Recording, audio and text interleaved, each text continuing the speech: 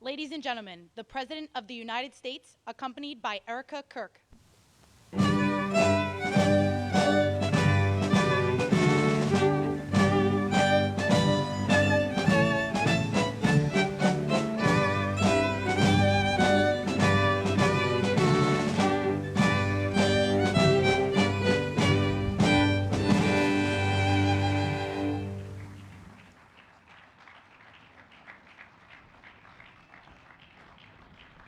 Thank you very much, everybody. Please, this is such an honor. This is please be seated.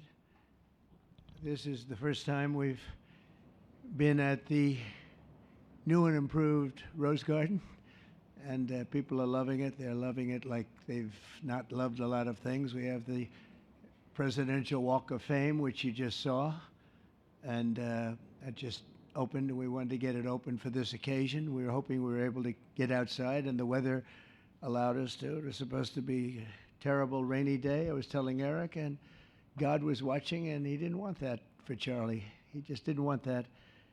So it's really beautiful. It couldn't be more beautiful. Today we're here to honor and remember a fearless warrior for liberty, beloved leader who galvanized the next generation like nobody I've ever seen before, and an American patriot of the deepest conviction, the finest quality and the highest caliber, the late, great Charlie Kirk.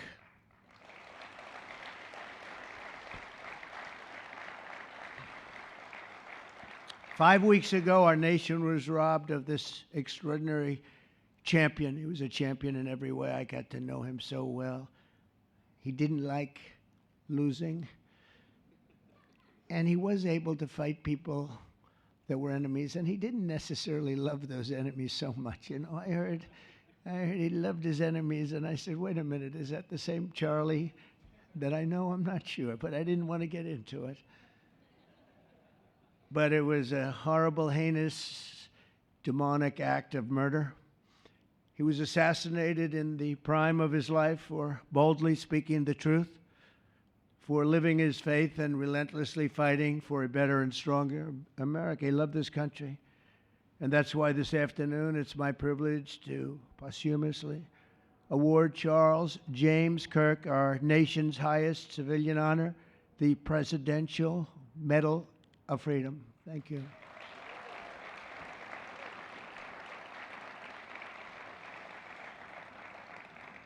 As you know, only hours ago, I returned from a very historic trip to secure peace in the Middle East. People said that couldn't be done. Charlie felt it could be done. Charlie felt it could be done. Thank you. Thank you. Thank you very much.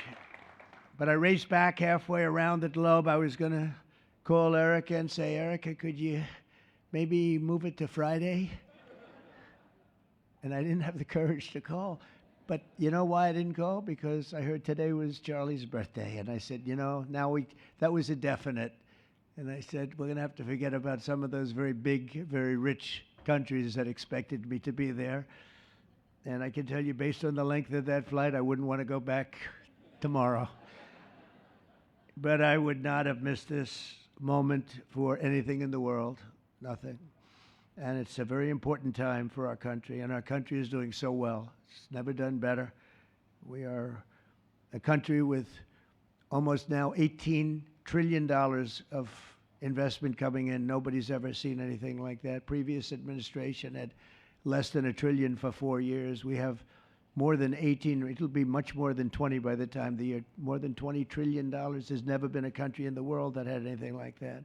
What's happened to our country is incredible in a short period of time. Charlie was a big person for, sir, could we close up those borders, please, a little bit? You know, they're really leaking badly. I said, Charlie, I haven't gotten there yet. But, you know, it came out last 4 months. Literally nobody was allowed into our country. And the only people that were allowed in were people that came in legally. The borders are absolutely stone cold closed, and they reported 0, 0, 0, and 0, so that's pretty good. But he was a big believer. He wanted people in the country more than I did, frankly. He wanted them to come in legally, and he got his wish. October 14th is Charlie's birthday, and he should have been turning 32 years old. I tell you, when I first met him, he was like 22. And I said, boy, he's awfully young. But I thought he was older than that, you know. He looked a little bit older than his age. That's okay, you know. That's not good when you're old, but when you're young, it's great. He had the best of all things, but he was special. But instead, Charlie is attaining a far more important milestone. We're entering his name forever into the eternal roster of true American heroes. He's a true American hero, an amazing person, way, way beyond his years. And I'm honored to be joined by a woman who has endured unspeakable hardship with unbelievable strength, and that's Charlie's widow, Erica. And I just want to thank you, Erica. He loved you so much. I was with him. Oh, please. Thank you, darling. Thank you. I was with him before I met Erica, and he told me he was going to get married. He said, "You won't believe how beautiful she is." I said, well, then now that I meet her, he's right. But then he also said, and you know what? She's like the smartest person I know. See, they do go together on occasion. Not often. Not often. But on occasion they go together. But he was in love with you. He was deeply in love with you. It's great. Erica, your love and courage have been an inspiration to all of us, and we will always be here for you, and we're always going to be here for your gorgeous, beautiful children, and we'll never forget what your family has sacrificed for our country. Man loved our country. When things were going badly for our country, he was so, as you know, angry. He would get angry because he said it doesn't have to be that way.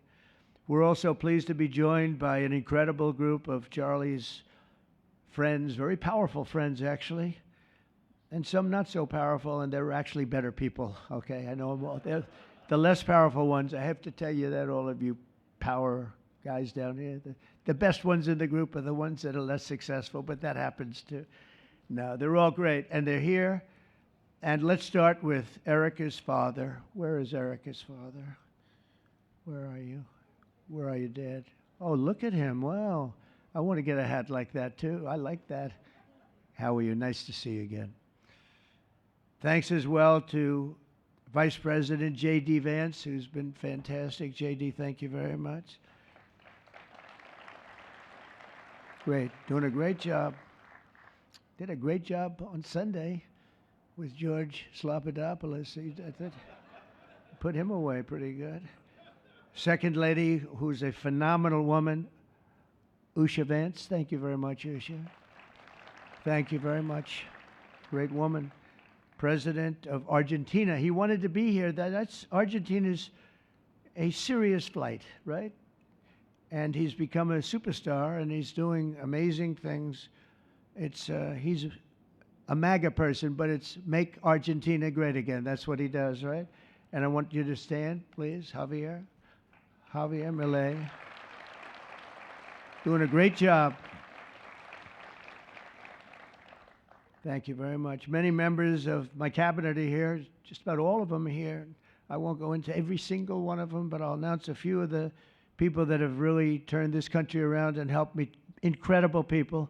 Speaker of the House, Mike Johnson. Where is Mike? Mike, what a job you're doing, Mike. What a job you're doing. And I watched you this morning, and you're in there trying to say, look, just let the country open. Everything will be fine. We're dealing with some radical left lunatics. And I would just wish Charlie was here to fight us. I think the fight would have been over already. He would have had a march on the Capitol by people whose average age is about 21, because there's nobody that had that relationship with young people. Right, Mike? So thank you, Mike, for being here. House Majority Leader Steve Scalise. Steve, thank you very much. A brave guy and a friend. House Majority Whip, another terrific man, Tom Emmer. Tom. Thank you, Tom. Senate Majority Whip, John Barrasso. John, thank you very much. You have all these senators. I'm going to get in trouble. I'm not going to read all their names. I'll be reading all day. We'll be talking about Charlie in about 45 minutes from now. We can't do that. So all of the senators, there's so many of you, thank you very much. I do want to thank Senator Thune for doing a terrific job. He's really been leading properly. Do you agree, Mike? The team, the two of these guys have been fantastic. So to Senator Thune, I want to thank you very much. Incredible job. I watched him this morning, and he was out there pounding them this morning on television, too. And John Barrasso, thank you for the work you've done, and congratulations on your success. But I want to thank you all and all of the Congress people that are here. And I see we have our Attorney General here, and you are doing a fantastic job. Thank you very much, Pam. Thank you. Thank you very much. We have everybody. Wow, that's incredible. Okay, I'm not going to do any more.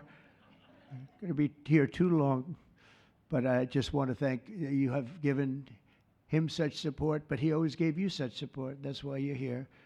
And very unusual. Charles James Kirk was a visionary and one of the greatest figures of his generation. He was truly an amazing figure and growing leaps and bounds. He knew that the fight to preserve our heritage is waged not only on the battlefield and in the halls of power, of which we have tremendous power here, including the head of a place called War. We call it now War. We had Defense.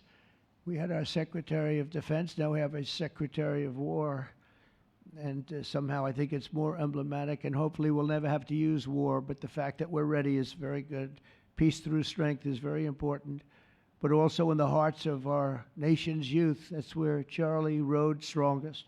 At age 18, that insight inspired Charlie to found the organization that ultimately touched the lives of millions and millions of people, and so many young people that nobody's ever seen anything like it, frankly. Turning Point USA. It's amazing, and it's actually bigger now. It's become bigger in the last few weeks than Charlie ever thought. I think his end vision in many years from now would have been just a fraction of what it turned out to be in a couple of weeks, right? It's amazing. With hard work and joyful spirit and endless enthusiasm and determination. And he did have great enthusiasm. You know, I always say you need enthusiasm to be successful. He had great enthusiasm. Charlie grew Turning Point into the largest conservative youth organization in the entire country.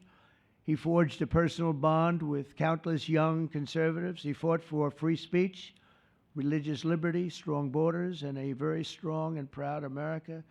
In everything he did, he put America first. He really put America first.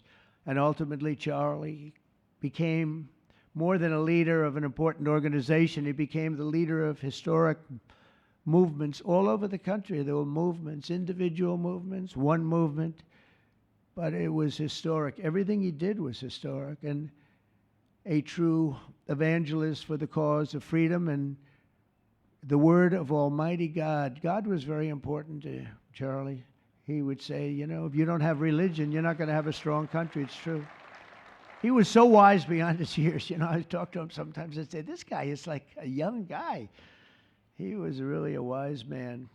From the time Charlie worked on my presidential campaign in 2016, and he was there right from the beginning. He liked me. I don't know. I have no idea why. What the hell was he thinking? He said, you're going to win, sir. I said, you know, I'm running against 17 senators and a lot of tough people and governors. We have all these people. And he said, no, you're going to win, sir. He said, not going to be close. And he made it happen. He helped make it happen, I'll tell you that. Without him, who knows what would be. Maybe you'd have Kamala standing here today. That would not be good. I will tell you, Javier, you don't know who Kamala is. Promise, it would not be good. You agree with that, Howard? He also mobilized countless citizens to go vote. It's called Go Vote. Very simple. And with his help in 2024, we won more young people than any Republican by far in the history of our country. And we won the popular vote. We won the swing states, all 7 of them. Remember, they said, oh, well, if Trump could win 4, that would be nice. I win 7 by a lot, by a landslide. But the popular vote was massive. And we won the Electoral College. Remember, they said, well, it's going to be very hard. I'd say 270. Well, we got 312 to 226. And then we won something called districts and councils and different things. But in one case, we won 2,750 to 525. That's the one where you see the map is almost entirely red, except they have a little blue line on one side and a little blue line, meaning New York and a little bit Los Angeles. I have a feeling that if the vote were 100%, we would have won that too. You want to know the truth. But he knew, and he knew very well, and he also understood honesty, and he was always concerned with honesty. He said the only way we can lose is if the cheating gets so bad, and that's where we came up with a little phrase, too big to rig. We said, go out and vote. Just go out and vote. And we had that. Remember, we used to say that all the time because people would say, oh, they're going to win. We don't have to vote. Let's go to a movie. We'll come home and watch later. And he wasn't about that. So we come up to, with really together, we came up with that phrase, we got to make it too big. I never made a speech where I didn't say at the end, now look, the polls are showing good. Don't believe the polls. He said, we're going to make it, Susie, right? Too big to rig. So if you think we're going to win by a lot, doesn't matter. Pretend we're losing. You got to go out and vote. They voted. And at 9:02, the whole thing was over, right? 9:02. Remember they said, oh, this could go a few days. Well, it went a few minutes. 9:02. And he knew that. And I felt it, but he knew it. He knew it. I think he knew it more than anybody. But Charlie never missed an opportunity to remind us of the Judeo-Christian principles of our nation's founding or to share his deep Christian faith. In his final moments, Charlie testified to the greatness of America and to the glory of our Savior, with whom he now rests in heaven. And he is going to make heaven. I said, I'm not sure I can make it, but he's going to make it. He's there. He's looking down on us right now. It's so incredible. Look at this, how this turned out. This was supposed to be so dark and cloudy. Not dark and cloudy, is it? Look at that, how beautiful that is. There's no artist that can capture it as beautiful as it is today. Wow, it's amazing.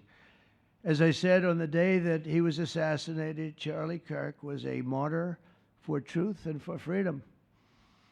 And from Socrates to think, and to St. Peter, from Abraham Lincoln to Martin Luther King, those who change history the most, and he really did, have always risked their lives for causes they were put on earth to defend. He was put on earth to do exactly what he was doing. He didn't want to waste time. He would have been a top student at any college in the country. I know the college as well. He's smarter than the guys there. He was so smart. But he almost, I guess, didn't have the time. He knew what he wanted to do. It wasn't like, gee, I want to sit in the classroom for 4 years listening to people teach me liberal principles, because they were never going to teach him that anyway. But he didn't have the time. He really didn't have the time. But every time the enemies of goodness and virtue tried to silence the voice of righteous and noble leaders like Charlie, they failed. They seem to fail. Ultimately, they look like they're doing well, and then they end up failing, because the truth has been unrelenting over the years, over history.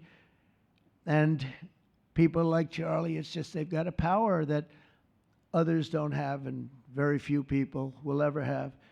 So today, like those martyrs before him, Charlie's voice, his message, and his legacy are stronger and greater than ever before. They are greater than ever before.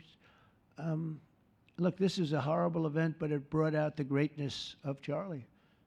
Nothing could have ever supplanted this. It's incredible, the way people are talking about him. And with great love. I mean, I read so many stories about some of the enemies, but I watch the enemies, and it's hard for them to speak badly about him because they just don't. And then you do have people in the days since Charlie's killing. We've seen exactly why our country so dearly needed his example. We've watched legions of far-left radicals resort to desperate acts of violence and terror because they know that their ideas and arguments are persuading no one. They know that they're failing. They have the devil's ideology, and they're failing, and they know it. They feel it, and they become violent. They seem to become very violent on the left. They've rammed vehicles into federal law enforcement, fired sniper rifles at ICE agents, and me, you know. But I made a turn at a good time. I turned to the right. Charlie couldn't believe it, actually. He said, "How the hell did you make that turn?" I said, "I don't know."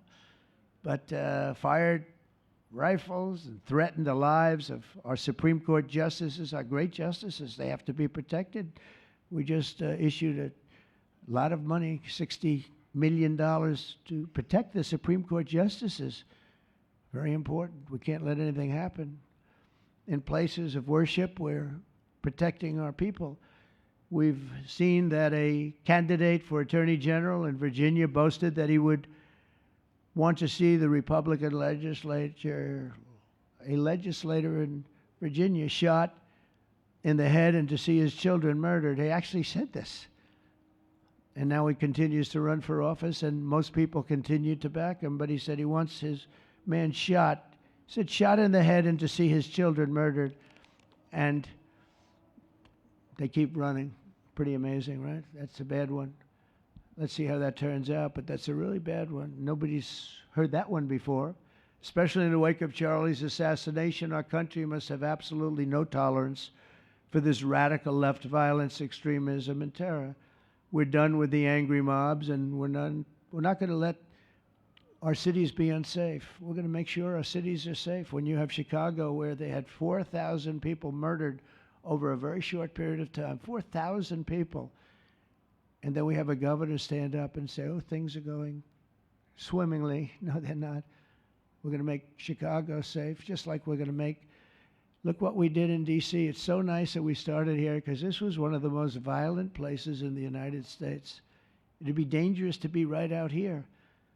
But you couldn't go to a restaurant. The restaurants were all dying. The whole place was dying. You'd have these gorgeous, look at the Washington Monument over there. You'd have these gorgeous buildings and monuments and structures.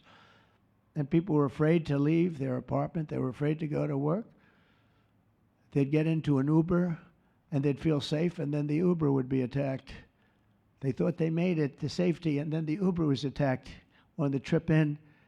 But we've done a great job, and now it's considered a totally safe city. We haven't had problems.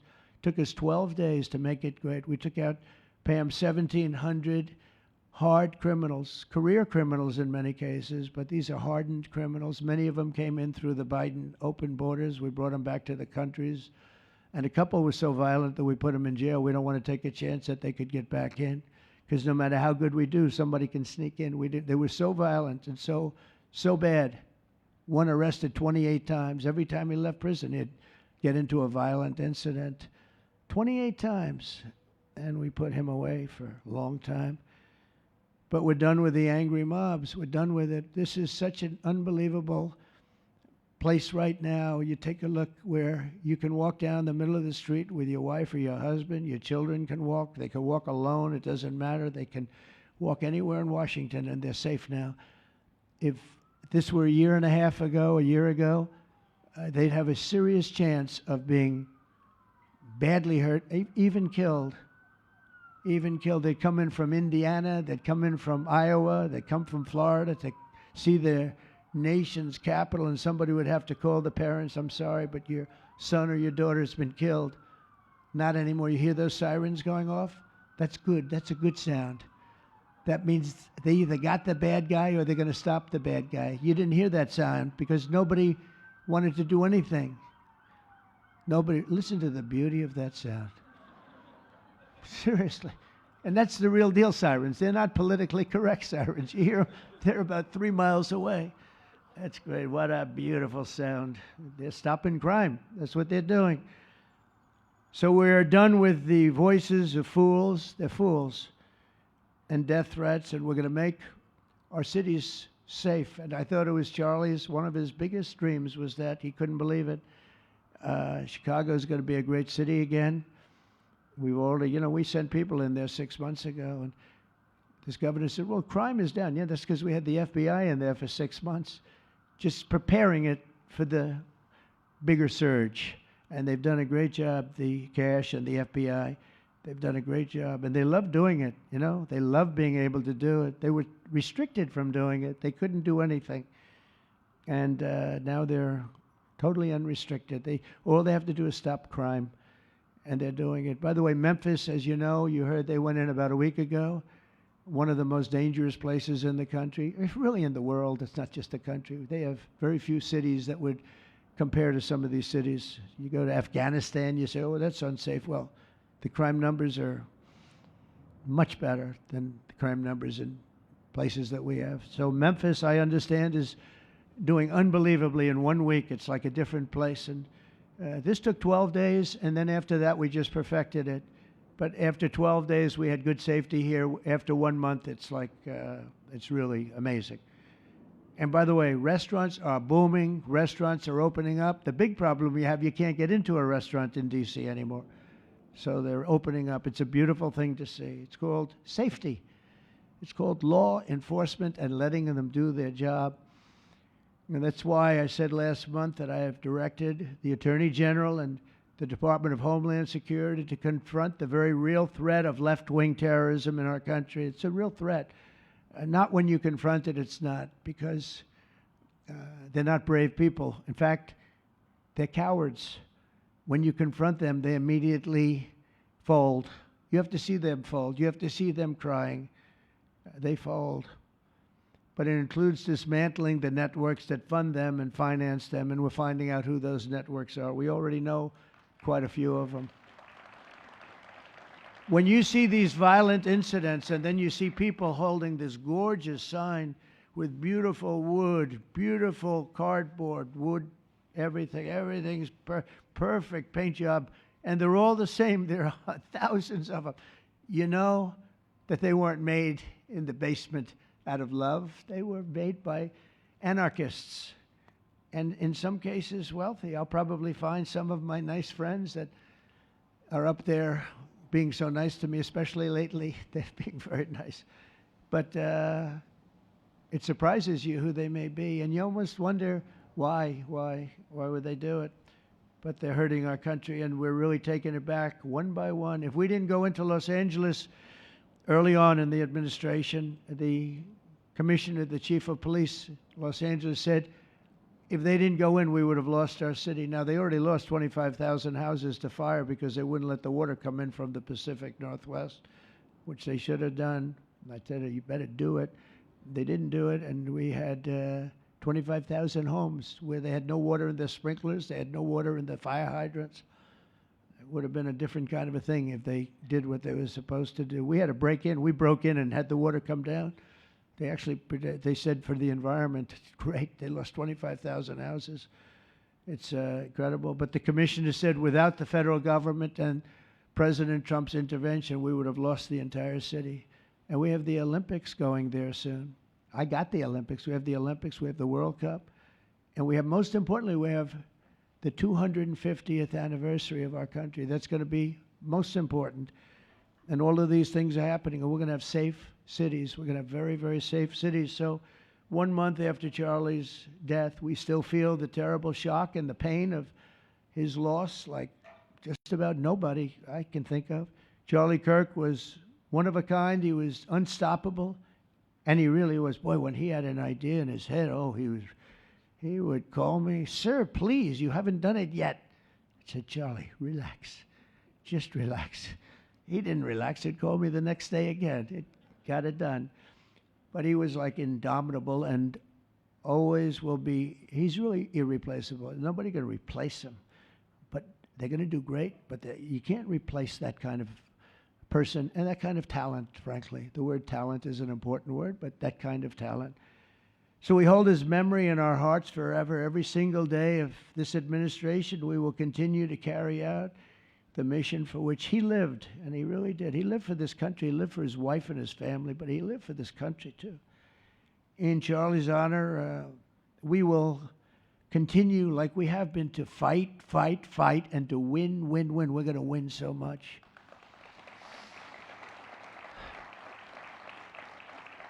So, the Presidential Medal of Freedom is a big deal. You have the Congressional Medal of Honor, military, and the Presidential Medal of Freedom, which is civilian. And the Presidential Medal of Freedom is a really big deal. Very few people get it.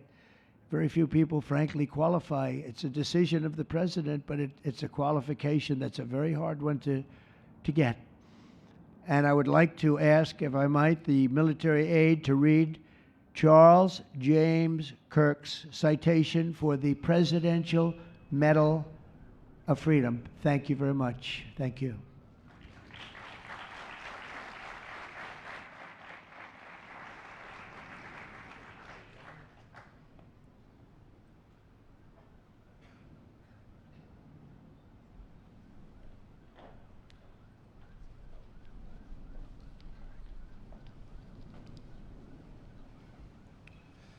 The Presidential Medal of Freedom is awarded to Charles James Kirk. Accepting on behalf of Charlie is his wife, Mrs. Erica Kirk. Charlie Kirk was one of the most influential American political figures of his generation. At just 18 years old, he founded Turning Point USA and grew it into the largest conservative youth organization in the nation. For over a decade, he tirelessly traveled the country, leading a movement to restore respect for our founding principles, reawaken our national identity, and inspire a renewed spirit of religious devotion. He was one of the great debaters and communicators of his time. Despite receiving repeated threats, he remained undeterred and modeled courage, logic, humor, and grace to the next generation. On September 10th, 2025, at age 31, Charlie Kirk was assassinated while addressing a group of students. The United States honors him as a martyr for truth and freedom.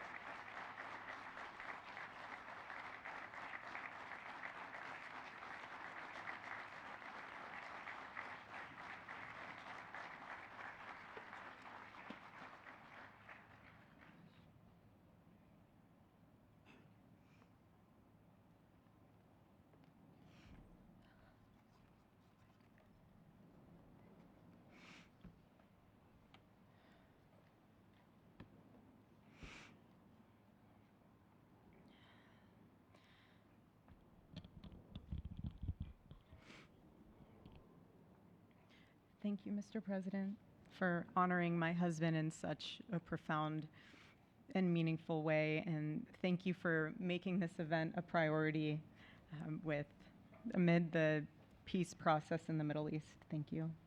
Very grateful. Charlie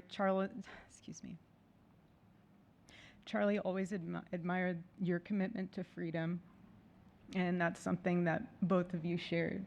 So thank you. Your support of our family and the work that Charlie devoted his life to will be something I cherish forever, so thank you. To our gracious First Lady in her office for making this event possible, thank you as well. It's beautiful. To Vice President and the lovely Usha fans, your friendship has been an unbelievable encouragement. Thank you. And to all our friends and family that are here and watching from all around the world, thank you for loving us. Thank you for praying for us and for believing in what Charlie believed in. And to our Turning Point USA staff and the Charlie Kirk Show staff, we love you more than you could ever know. And to the Turning Point USA chapters that are watching all across America right now, you are the heartbeat of this future and of this movement. Everything that Charlie built, you guys are the legacy holders of that. You are living proof that his mission did not die with him. It lives through you. And Charlie always said the next generation will decide whether freedom endures. And because of you, I know that freedom will endure. It will. And today we're gathered not only to celebrate Charlie's birthday, but to honor a truth that he gave his entire life to defend, and that's freedom. The very existence of the Presidential Medal of Freedom reminds us that the national interest of the United States has always been freedom. Our founders etched it into the preamble of our Constitution, and those words are not relics on parchment. They are a living covenant. The blessings of liberty are not man's invention, they are God's endowment. Charlie lived for those blessings, not as abstract words, but as sacred promises. He used to love to journal about this topic all the time, and with such a heart postured of gratitude. And he believed that liberty was both a right and a responsibility. And he used to say, freedom is the ability to do what is right without fear. And that's how he lived. He was free from fear. He was free from compromise, free from anything that could enslave his soul. His name, Charles, literally means free man. And that's exactly who my husband was. He was a free man. And from the time I met him, sitting across from him, being interviewed on politics and philosophy and theology, anything that Charlie loved, any topic he loved, and I just saw the fire in his soul, and there was this divine restlessness within him that came from knowing God placed him on this earth to protect something very, very sacred for all of us. And he never stopped fighting for people to experience freedom. He didn't. Charlie often said that without God, freedom becomes chaos. And he believed liberty could only survive when anchored to truth. And I remember in one of his speeches, he told the audience that the opposite of liberty isn't law. He said it's captivity. And that the freest people in the world are those whose hearts belong to Christ. But what's so powerful is that Charlie had the ability to communicate so brilliantly across all generations. And he reminded us that in a world that tells us freedom is doing whatever you want to do, the real freedom is the power to live freely and to do what is right. And in one of his journal entries, he wrote that he wanted everyone to know that you can't have liberty without moral responsibility. Freedom divorced from faith eventually just destroys itself. And what's so fascinating about all of this is looking back these past 12 years of Turning Point USA and his mission, there's almost this veil of sacredness. Because what I realize is that while he was building an organization, he was also building a movement. One that called people back to God, back to truth, and a movement that was filled with courage. And ironically, for a man who impacted millions, Charlie never desired to be the center of attention. He just wasn't. My husband was not a man of extravagance. He loved simple but deeply meaningful things, truly. He loved his late night walks. He loved buying more books than he could ever read because he felt there was no such thing as a book budget. And he loved being able to read to our kids the same bedtime story on repeat because he knew it was their favorite. And but to him that was special.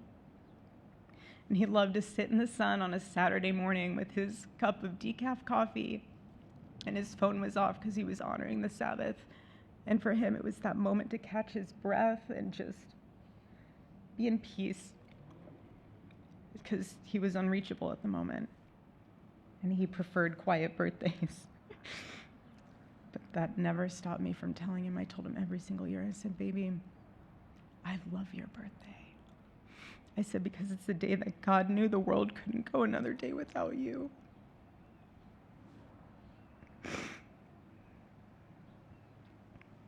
And so the rhythm of our usual birthday celebration for him was mint ice cream, mint chocolate chip ice cream. He only had it twice a year, on his birthday and 4th of July.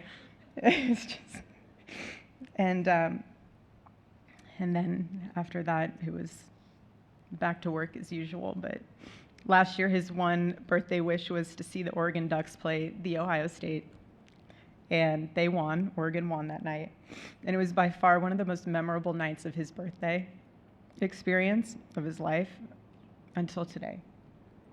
And so, honestly, President Trump, I have spent 7.5 years trying to find the perfect birthday gift for Charlie. And it's so difficult. And those of you that have spouses or loved ones, you know how difficult it is sometimes to buy a gift for someone that you love, because he wasn't a materialistic man, so that also did not help. But now I can say with confidence, Mr. President, that you have given him the best birthday gift he could ever have. Thank you.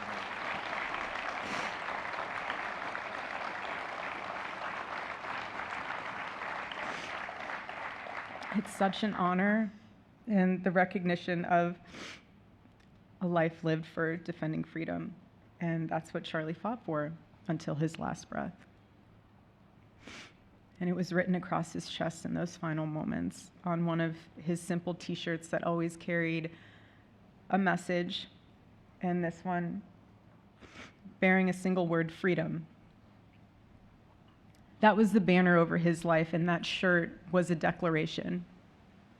The same declaration he made in every speech, every campus visit, every time he shared the gospel at a church, every sleepless night that he would spend praying for the youth of this nation and planning for the future of our country, and just impressing upon them that when we defend liberty, we defend the soul of our nation. My husband never told anyone what to say. He never did. He never told anyone what to say. He would just encourage them to think. He would encourage them to think outside of the traditional political labels. He would want them to think in a way that was anchored in wisdom and truth. But he would never tell anyone what to say. Charlie wasn't content to simply admire freedom. He wanted to multiply it. He wanted to multiply freedom. He wanted young people to taste it and to understand it and defend it. He wanted them to see that liberty isn't self-indulgence, it's self-governance under God. He wanted them to see that. And every day I'd see him getting ready for work. He'd put on his cross necklace, he'd put his ring on his finger. And the boldness in his demeanor was always fearlessness. He wasn't afraid. He was never afraid. In his daily actions, whether in office or on campus or at a church, it was always without fear. That was his creed. That is how he lived out every single day. He didn't fear being slandered. He did not. He didn't fear losing friends, I can tell you that. He didn't. He didn't care. He stood for truth and stood for freedom, and he did not. Everything else was just a noise to him. And it's because his confidence in Christ was absolute. That's why. There was no limit to what he would have sacrificed to defend freedom for all. And if the moment had come, he probably would have run for president, but not out of ambition. He would only have done it if that was something that he believed that his country needed from a servant's heart standpoint. And Charlie lived only 31 short years. No, he's 32, but on this side of heaven, but he lived. He lived every single second he lived. He filled every single day with purpose, and he fought for truth when it was unpopular. And he stood for God when it was costly, but that's what we're called to do. Surprisingly enough, he did pray for his enemies, which is very hard, but he did. He did. He did. No one else, I saw him do it. No, he never did it in front of anyone else, but I can attest to that. But he also loved people when it was inconvenient. And he ran his race with endurance, and he kept the faith. And now he wears the crown of a righteous martyr. And for me and for our children, the truth really studies our grief, because heaven gained what earth could no longer contain: a free man made fully free. To all watching, this is not a ceremony. This is a commissioning.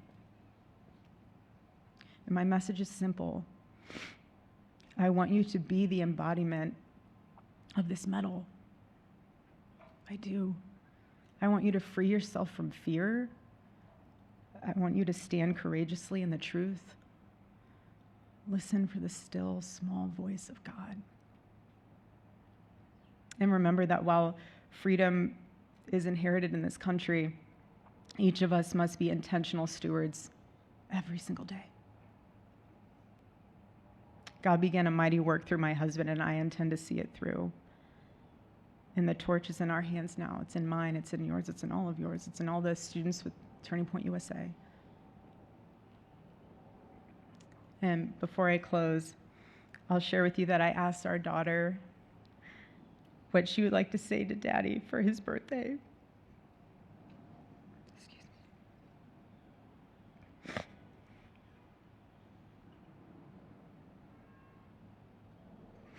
She said, "Happy birthday, Daddy. I want to give you a stuffed animal.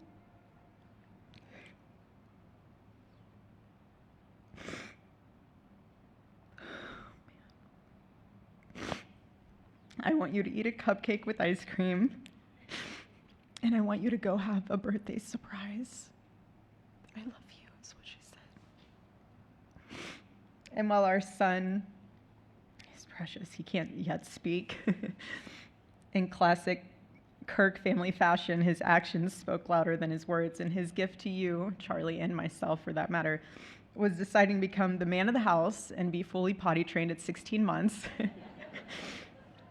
But Charlie, baby, I know that you're celebrating in heaven today, but gosh, I miss you.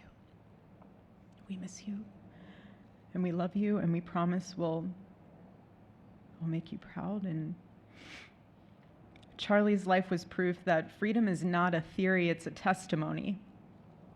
He showed us that liberty begins not in the halls of power, but in the man of a heart surrendered to God. And so today, as we honor Charlie with this incredible Presidential Medal of Freedom on his birthday, I stand here with tears and just a humbled heart and spirit, because his story reminds us all that to live free is the greatest gift, but to die free is the greatest victory. Happy birthday, my Charlie. Happy Freedom Day. Okay.